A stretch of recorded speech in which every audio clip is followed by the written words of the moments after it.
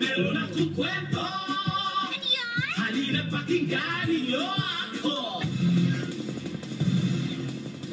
Ito, video pa rin.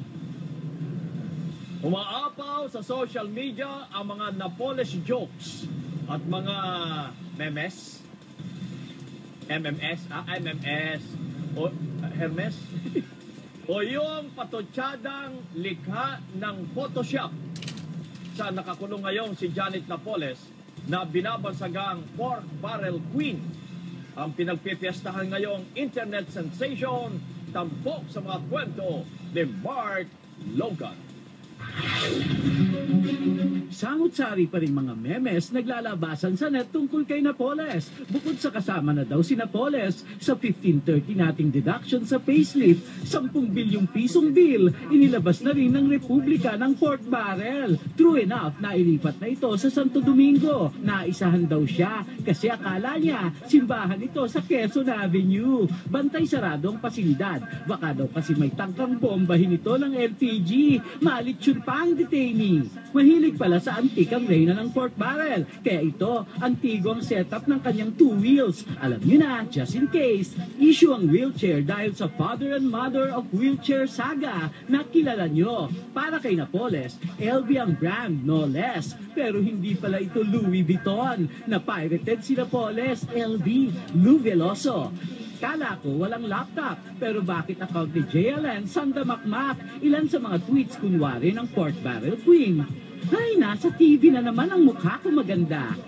Sa show ni Vice kagabi, nag-appear ang kaloka like ni Pinoy. Sa kapisang, bawat minuto ng pilipas. React agad ang stalker ng Pangulo. OMG, kaloka like ni Babe Pinoy. Bigla ko tuloy siyang na-miss. San ka pa? May hashtag pa, Babe Pinoy. Nang nirampa ni Vice ang reyna. Masarap maging mayaman, pero dapat pinaghihirapan. Tweet agad ang lola. Prangkahan, Vice, ang sakit-sakit. Huhuhu. At nang mamahinga na siya on her first night, eto ang tweet. Matutulog na ako sa aking lumang sofa. Good night. Matulog na din kayo at wag nang gumising pa. Ay, may galit. Dahil bored, may nag-aaya sa kanya na magsungka. Tita Janet, tara sungka tita. Ilabas ang diamonds. Punta ka sa bahay. Nasa bakuran lang ang mga diamonds. Dakot ka na lang. Parami na kasi ng parami ang mga kaloka like ni Napoles. Ayan nga ang isa, oh. OA ang pagka-stress.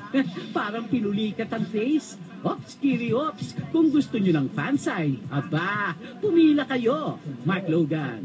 Kuya, let's play hide and clap. Patrol ng Pilipino.